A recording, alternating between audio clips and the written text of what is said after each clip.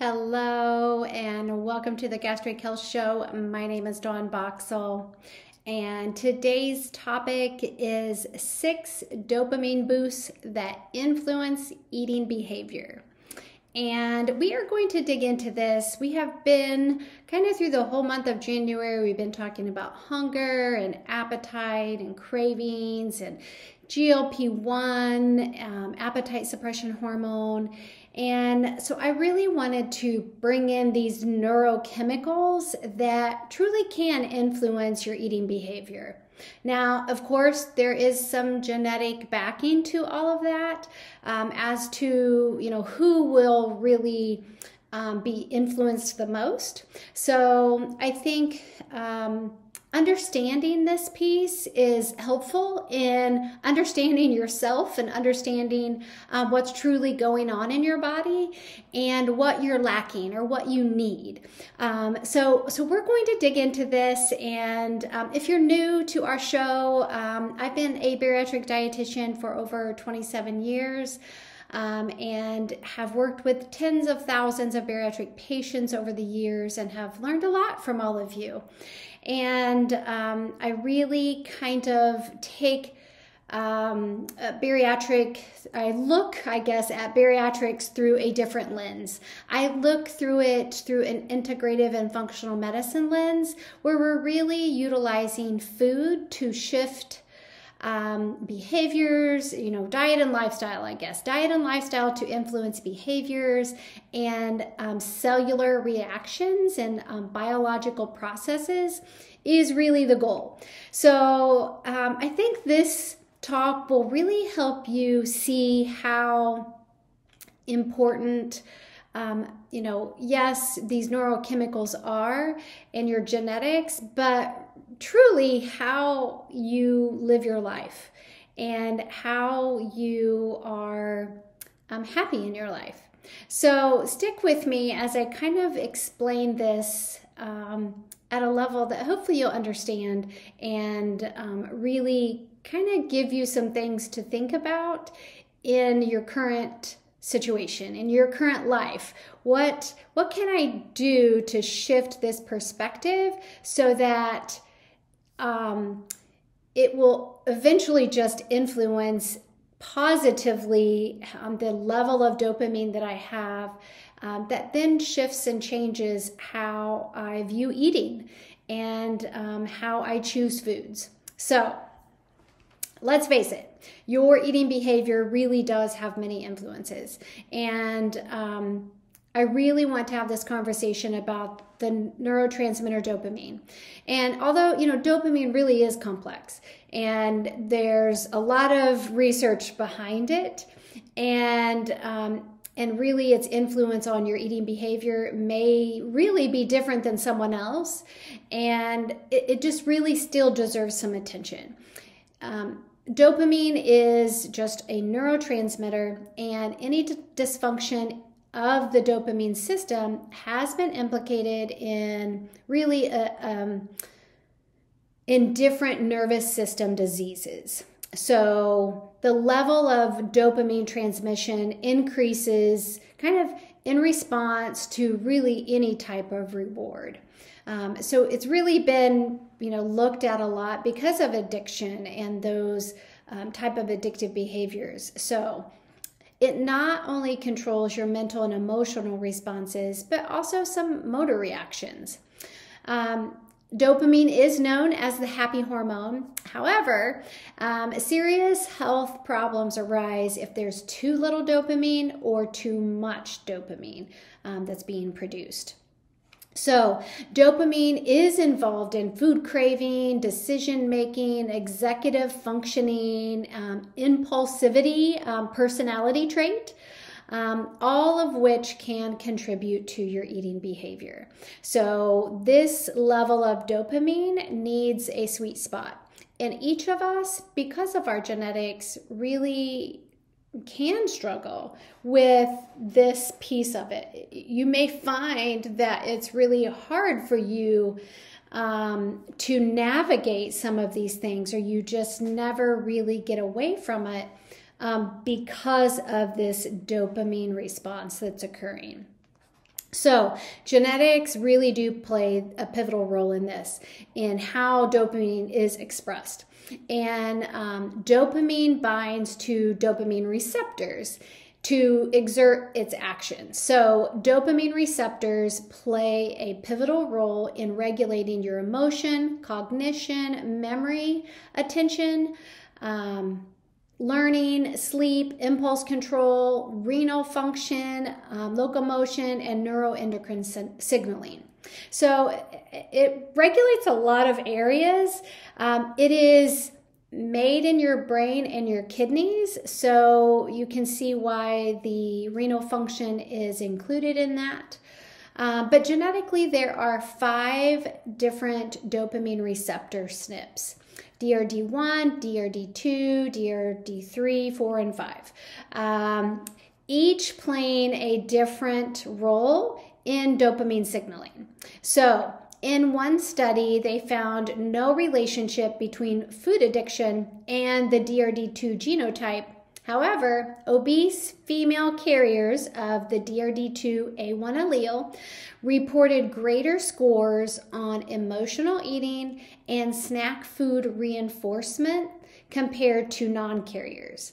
So those individuals who have this genetic SNP, DRD2, may find that in the right instance or in the right environment, so the right mindset, could really influence the foods that you're choosing or your eating behavior. So these get tied together. So if you have this genetic SNP, this could make it when you're kind of in a mood or a mindset that's maybe more negative, you may find that you are gravitating more towards certain foods, or just consuming more foods, or doing more of a binge. There are some study on the connection with binge eating and dopamine. I don't know that they're all conclusive.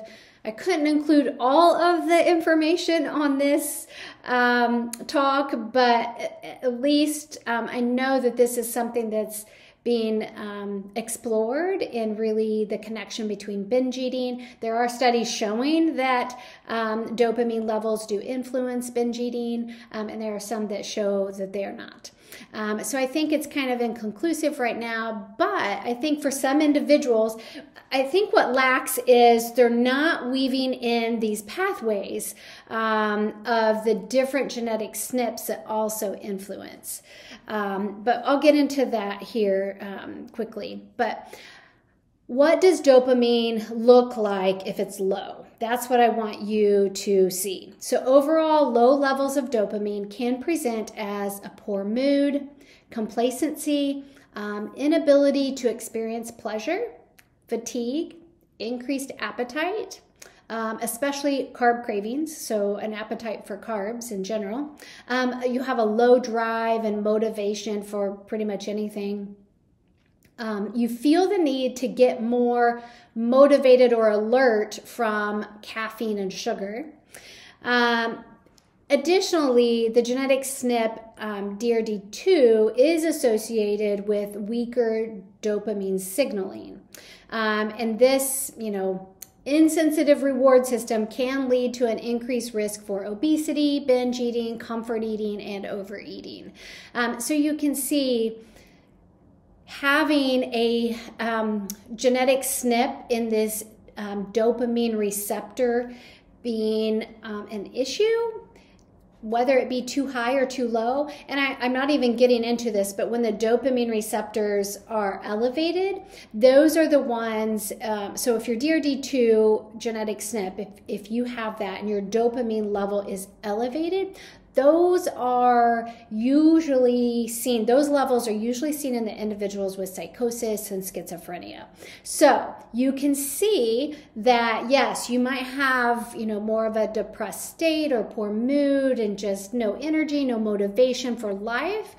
But then the opposite is not what you want either. You don't want psychosis or schizophrenia, so you don't want too much, but you need to understand where you fall, what is influencing this dopamine level. If you look at other genes that influence dopamine and eating behavior, this will help provide really a very personalized approach to the symptoms that you experience. So if you experience all these symptoms or several of them, personally, I would encourage you to explore the whole pathways, all the pathways that correlate with eating behavior and kind of your mood and behavior overall. Because you may not have this genetic SNP, and then you may feel confused, but you have some other genetic SNPs that are also associated with eating behavior and kind of your mood. So, for example, the COMT gene. And this is catechol-O-methyltransferase, and it's an important enzyme involved in phase 2 detoxification process in the liver. And it's involved in the conjugation and degradation of catecholamines such as catechoestrogens, dopamine, epinephrine, and norepinephrine. Those allele carriers with higher COMT enzyme activity result in lower dopamine levels.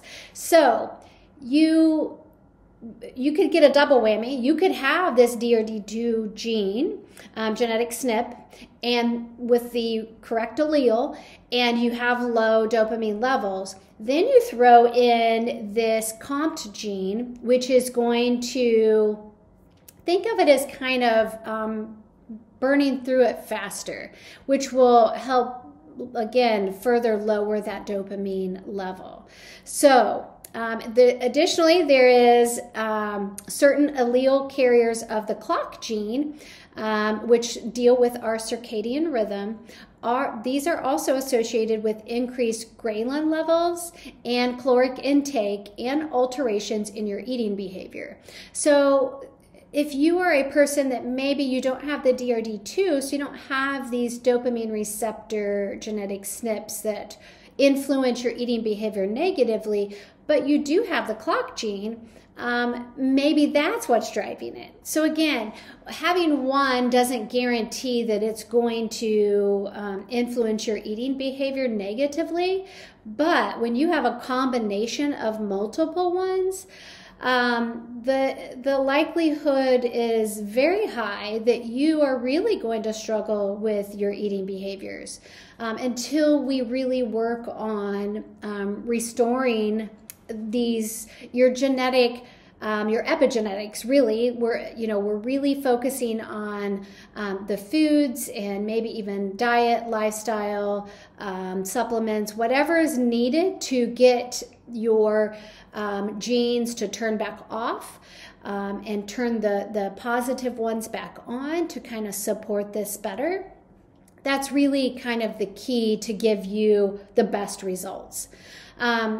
So, I mean, as you can see, the genetic SNP DRD2, which is mostly correlated with eating behaviors compared to all the other DRD or dopamine response genetic SNPs, are they don't correlate significantly like the DRD2 gene does. But really, it truly is that combination of genes that really give you the full severity of what you feel on a day-to-day basis, which is why I love the 3x4 genetic test, because it looks at the whole picture. We look at the pathways, we compare your mood and behavior pathways with your appetite and satiety fullness signals. So they interweave each other. They are connected. So, looking at one does not solve the problem. You can't just treat one gene. You have to look at the pathways that it's crossing over and influencing.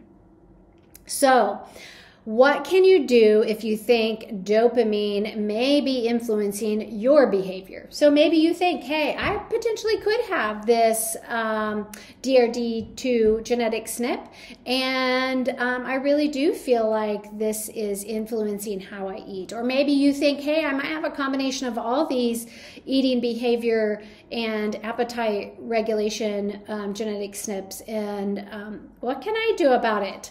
And the answer is really, there is a lot you can do.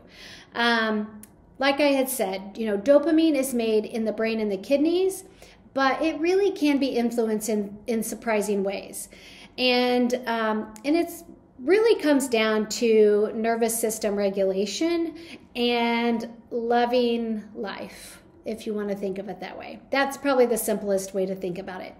But balance, kind of a life balance is really where this comes to importance, because you have to, in life, if you want to have optimal neurochemical levels, you have to have fun in your life. You have to exercise. You have to kind of have your food dialed in. You've got to have good family and friend relationships. You've got to have some sort of faith to give you this well-rounded life that keeps those neurotransmitters, dopamine, serotonin, oxytocin, endorphins, all of those happy hormones really do influence and kind of help you navigate how you're going to eat and how you choose different foods.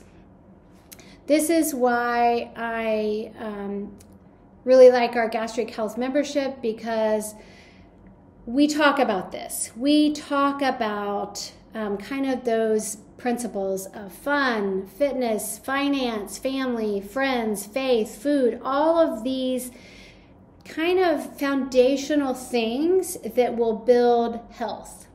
We're not just treating disease, we are building health.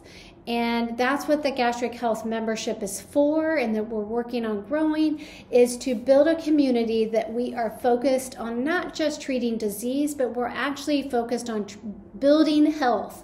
You want a future of health. You don't want to just, treat the disease that you are experiencing and shutting it off. You want to then go further and develop a full sense of health by providing this well-rounded, fulfilled life that has balance and meaning and purpose. You know what you are here for. You know what your purpose is in life and what excites you and what you are passionate about. And that's what the membership is for. It's for those people who truly want really to build a life of health and focus less on disease. So we all know this, we've heard this a million times, but you cannot pour from an empty cup. Living a life with happiness and love provides adequate doses or levels of dopamine, serotonin, and oxytocin. Life, full of stress, anxiety, and depression leaves you with high levels of cortisol, epinephrine, norepinephrine, and lacking in dopamine, serotonin, and oxytocin. So again, you have to stop and evaluate. So dopamine is, again, complex in the way that it really influences how you eat.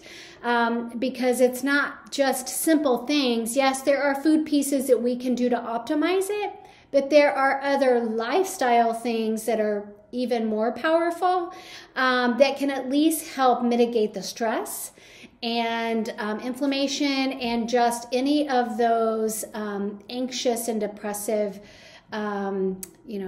thoughts and experiences that get you in a bad place. Now, some of you may be thinking, if I didn't have stress, I wouldn't feel anxious and depressed. I'd be happy and oozing, full of dopamine, serotonin, and oxytocin, just full of love, right? But I think we all realize that none of us are escaping this earth without stress. But we all realize, or hopefully if you've listened to me long enough, you have realized that you can't control the stress you're given, but you can control how you react and respond to stress. So you can still have a life that is riddled with stressful events, yet live with an abundance of dopamine, serotonin, and oxytocin, because you know how to mitigate the stress. You know what to do to control and shut it off. Shut off that fight or flight, and not respond to those negative emotions and thoughts. I heard a psychiatrist say, he was giving some tips, and one of the things that stuck with me is don't believe everything you think. And gosh, that is so true. You can't believe every thought that comes in your brain. And some of it is just, we create this ourselves, me included. I am a human just like you.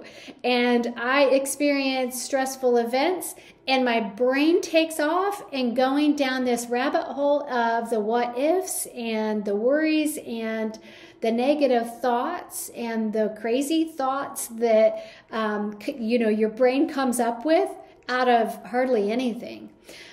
So I try to remind myself of that whenever I get in a situation that I feel stressed, or my brain starts going down that rabbit hole of assuming and creating all these stories in my head that have no validation. I try to pause and say, don't believe everything you think. And why are you thinking those things when there's nothing to back it up? There's nothing that backs up that thought. So move on. And I would say that definitely has helped me kind of move through moods when I'm not in a mentally good space. So give it a try, challenge yourself, ask yourself, should I believe this thought? Is there really anything valid backing this? And just evaluate it, validate or don't validate, and move on. Because more than likely, at least in my instances, more than likely you're going to find that there's nothing to back it up, and you'll just move on. And you can forget about it. You can just realize that is just it was a thought. It was a fleeting thought, and it needs to move on. So it sounds like, oh, okay, just boost my dopamine and serotonin and oxytocin, and I'll just be happy, and I'll always make good eating behavior choices, and I'll make healthy food choices, and I'll just be happy and fulfilled. And you can have that. You can have that. But again, I think it's how you look at things, and it's how you approach life, and how you can shift some of those thinking and those negative thoughts that get you in a place that really you are depressed and you are anxious and your dopamine truly is low. And you've got to flip it. You've got to get yourself out of that position so that you can live a life that is never going to be stress-free, but you are fulfilled, and you do have happiness and joy and love, and you experience those feelings, and you are excited and passionate about something. So you want a whole body approach when it comes to dopamine, because just taking a medication or just shifting your a food item is not the end all be all. Yes, a medication can improve that mood and that those thought processes. Don't get me wrong, I'm all for them, because there are times when you need support. You can't get yourself out of where you're at. And without them, you may never have, and you might have gone deeper into a hole. So I'm all for that. I think you just have to realize that just that pill is not the solution. What are you doing on the backside with your behaviors and your lifestyle that is enhancing that dopamine, serotonin, oxytocin level naturally? What are you doing with your life that is actually enhancing that? So you want long-lasting, sustainable results, and that is where, a whole body approach really can provide that. It can provide that. So let's dig into the 6 dopamine boosts that influence eating behavior. One is eliminate the foods that have a negative influence on mood and brain health. Two is include 3 to 4 servings of foods rich in B vitamins and protein building blocks to support brain chemical balance. Number 3, consume 3 to 4 servings of food that support gut health. Number 4, commit to grounding exercises that balance stress hormones. Number 5, routinely stimulate the vagus nerve to lower the fight or flight response. Number 6, optimize the production of other neurotransmitters like oxytocin, endorphins, and serotonin. All of that, all 6 of those things, if you really just, pick one that you kind of resonate with, dial in on that one first, and then go through the rest of these over time, where you're really trying different strategies until you find one that works the best. Because it will make a difference in your eating behaviors and what your dopamine level actually is. So let's kind of dig in first to food that have a negative influence on mood and brain health. So this is where, striving for more whole, real food really can positively influence your brain. And the unfortunate reality is more sugar and ultra-processed foods that you consume, you'll likely experience changes in your eating behavior. There is a 2022 study that shows that DRD2 polymorphism, or that genetic SNP I was talking about, is associated with hedonic aspects of eating behavior, namely food reinforcement and emotional eating, but not food addiction. So right now they're showing those individuals with that DRD2 genetic SNP does have some, the head hunger type thing, or the eating behaviors that your head tells you about, and food reinforcement from emotional eating. So you have an enhanced reinforcement when you eat emotionally. So additionally, there is another study in 2022 that found ultra-processed foods evoked emotions that contribute to less healthy and sustainable food environments. So again, whole real food should be the majority of what you choose to eat most days. So again, and I say this probably every time, I do not believe in perfection. But you can't fake yourself out and rely on fast food and packaged processed meals that you never cook. You are going to be missing phytonutrients and antioxidants and many properties of food that you can only get when you choose a whole real food item that hasn't been ultra processed. So minimally processed foods are your best option. Whole real foods, going to the produce aisle and picking an apple, that's no processing. But say you buy some nuts that are roasted and salted, that's minimally processed. Say you buy a snack of those little 100-calorie snack packs. There really isn't any real food ingredients in those that you can hang your hat on that are providing lots of good, nourishing vitamins, minerals, and macronutrients that your body needs. So those are the things that you will be lacking in, because if you rely on those for the majority of your food choices, then you're not going to be getting what your body needs sustainably, and that is when those genes get turned on. So that DRD2 gene is more likely to be turned on with an ultra processed food diet as opposed to a whole real food diet. So evaluate what you do on a regular basis and make that decision whether you need to make changes with your choices. Again, it's not about perfection, and it's not if you have one little snack pack or snack bar or something every day or every other day. It is literally what you do the majority of the day. So if you're having, eggs with some vegetables and, maybe a small amount of oatmeal for breakfast, and lunch is, a nice side of protein with a good serving of vegetables, and same at dinner, and you're having a whole grain that is, maybe some quinoa or brown rice or a whole wheat pasta.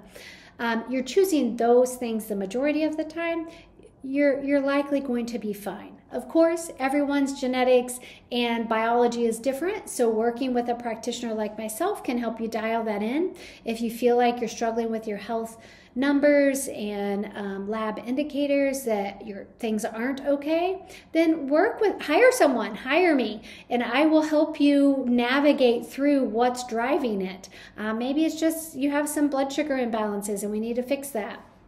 Maybe some of these genetic SNPs have been turned back on and we need to turn them off. I don't know. But again, if you are struggling with some of these symptoms and side effects, and you're just really struggling, and you question if dopamine isn't driving, some of your eating behaviors, these are things that you can consider and enlist to do that will get you going in the right direction. The next one is support brain chemical balance.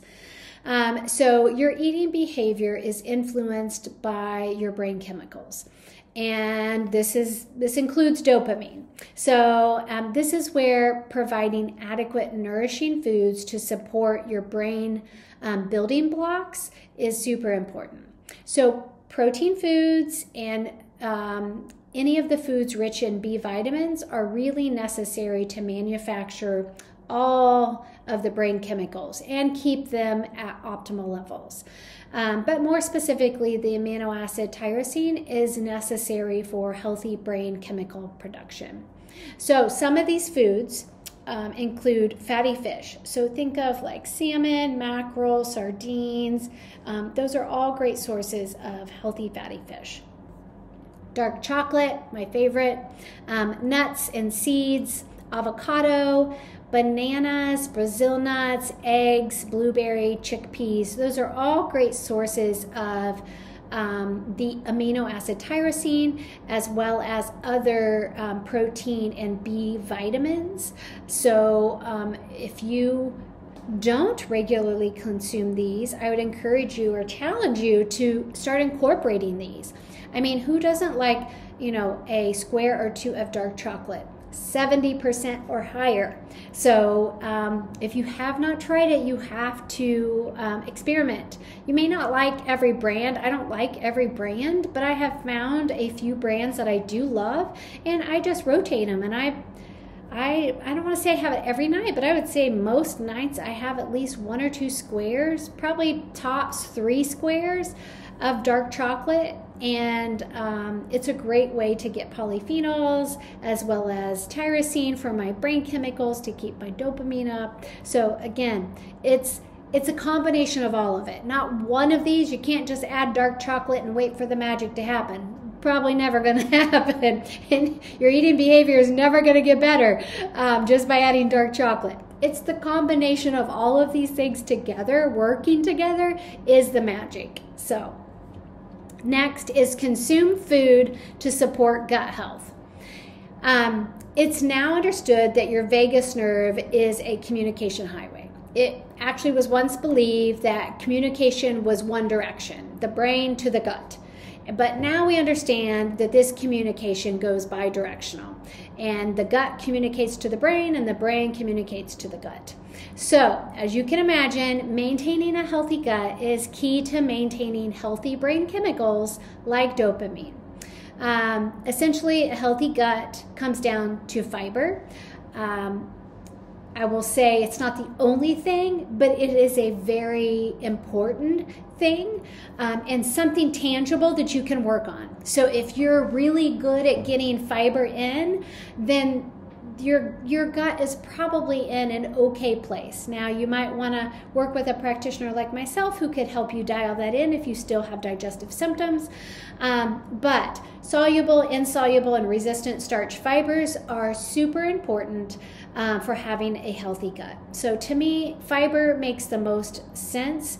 And this can help support healthy dopamine levels and eating behaviors when consuming fiber-filled carbohydrates on a regular basis.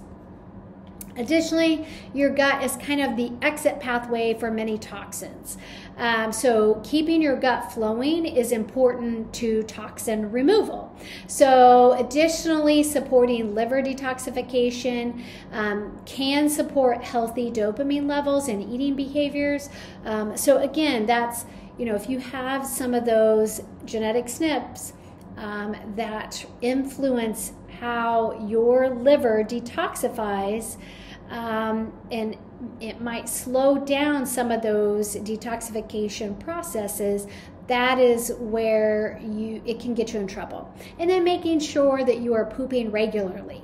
If you are constipated, that will not allow the toxins to be removed efficiently, and in some instances, some of it gets recirculated and reabsorbed and gets sent back through, and kind of goes down different pathways negatively. So it kind of is it impacts you negatively in your health when that occurs.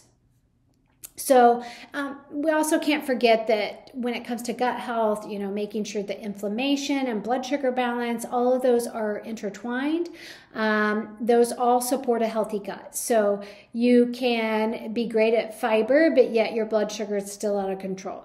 And you have inflammation, your CRP is elevated, and you have inflammatory, symptoms on the outside that need to be addressed. So again, it's really dialing in and focusing where you can, and kind of ramping up that fiber intake so that you can kind of strive towards that 30 grams of fiber a day is really kind of the sweet spot that I have people work towards. So these can be from foods like beans and lentils, whole grains, cruciferous vegetables like kale, broccoli, cabbage, cauliflower, Brussels sprouts, nuts and seeds, even olives and mushrooms and berries, and any of the fruits are open and fair game. So again, I think it's just evaluating what you do regularly and see if there is room to improve, and make those shifts one baby step at a time. The next one is grounding exercises for stress hormones. So grounding is a lifestyle intervention that reduces your stress hormone production and stimulates the vagus nerve. So we're going to get a double bonus with this, because stimulating the vagus nerve is positive for your health, positive for your gut, positive for your brain, and maintaining healthy dopamine levels is involved in this grounding and vagus nerve stimulation. So grounding can occur by walking barefoot on natural surfaces. So think of like in the grass, on natural stones, in sand, in water, those types of things. Natural surfaces, not our man-made surfaces. Dancing is another one that is considered a grounding exercise. Swimming in nature, so swimming in a lake or a pond or those type of things can really stimulate the vagus nerve and improve your dopamine. Meditations, of course, and mental affirmations. So even just how you're talking to yourself. I talked about that, that little voice or those negative thoughts that come in and it gets you down this rabbit hole. This is another way to kind of keep yourself in line so that it doesn't get too bad. And it's the things you say to yourself all the time. So, maybe put on your shower door on the outside, something that you can see through, or write it on your your shower door, your bathroom mirror. Just some positive affirmations about yourself. I'm happy. I am a good person. I am blessed. I do good things. I help people. Whatever you think of yourself positively, write them down and say them to yourselves on a daily basis. And that can make a difference in your dopamine level because, again, it's all connected. We're not just math equations, and we're real people that have feelings and emotions that complicate things. So you've got to feel good about yourself. You have to have a positive look on you. So how you talk to yourself is important. So overall, this is why it's so important that to find things that work for you when it comes to stress. So feeling stressed should be a red flag that there's work to do. And regulating your nervous system is important if you desire to feel happy and loved. And the optimal balance of dopamine, serotonin, and oxytocin is going to take lowering those stress numbers. The next one is vagus nerve stimulation. We've already highlighted how the brain and gut communicate via the via the vagus nerve. In fact, the vagus nerve is vital to having a healthy gut. But brain chemicals like dopamine need vagus nerve stimulation as well. And this will additionally lower your fight or flight stress response, enhancing your dopamine. So as we mentioned, grounding exercises can stimulate the vagus nerve, but there are additional ways that you can stimulate your vagus nerve.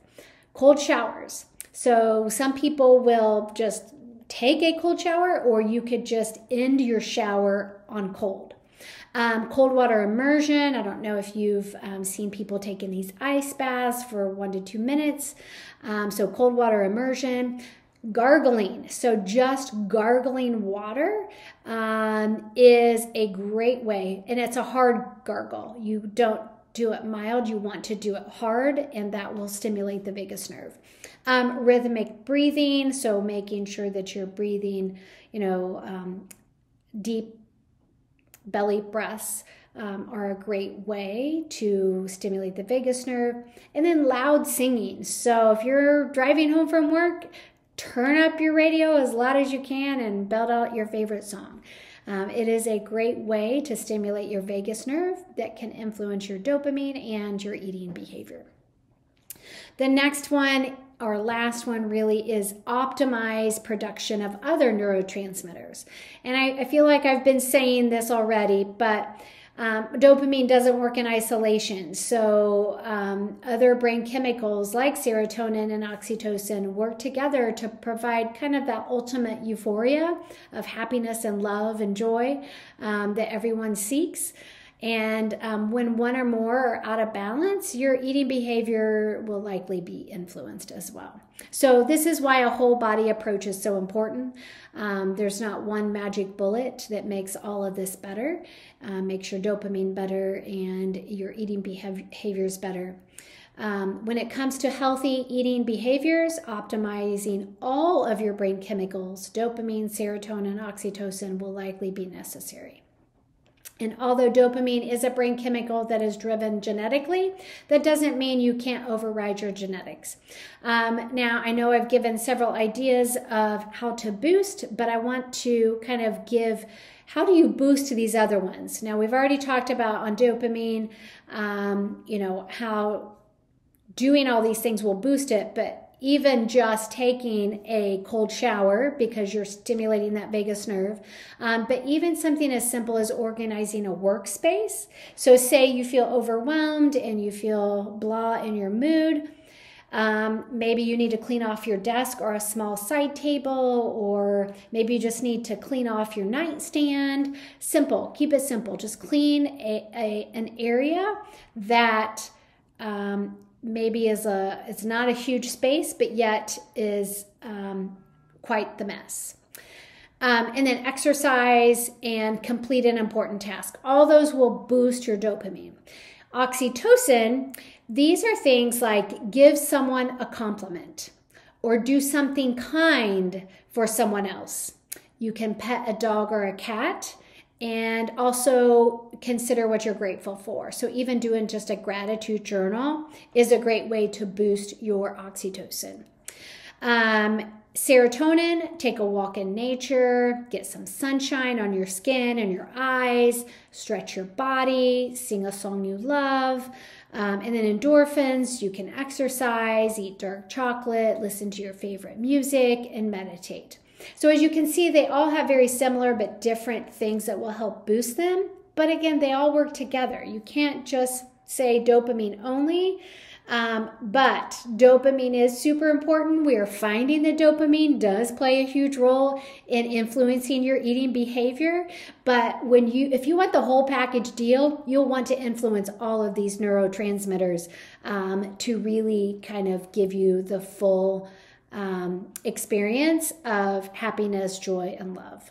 Let's kind of wrap this up. So as you can see, your eating behavior has many influences, including dopamine. And this brain chemical can be altered genetically and by gut bacteria, but additionally by just diet and lifestyle choices. So this is really why a whole body approach is key to regulating a healthy eating behavior by removing the foods that have a negative influence on your mood and your brain, and include the foods that are rich in building blocks for your brain. Support a healthy gut, do grounding exercises and vagus nerve stimulation, and optimize those other neurotransmitters. And this will give you the ultimate experience when it comes to dialing in your eating behaviors and really addressing things at the root of what's driving it. And I would say this is really where the Gastric Health membership can help you build this sustainable foundation. We can really help you nourish your eating behaviors and your brain chemicals, and just really a whole body approach, and help walk you through that over the course of time so that you get the most out of your life, and you feel that you are giving back to others and doing what you are supposed to do, and kind of living your superpower. Whatever your superpower is really what should be, driving you each day to do things. So if we get your dopamine up and all those neurotransmitters up, your food choices and your eating behavior will likely look a whole lot different. So I hope that's helped. I hope you guys have enjoyed this conversation. Love to connect with any of you. Feel free to reach out at any time, and be happy to chat with you. You guys have a great week, and we'll see you next time. Bye-bye.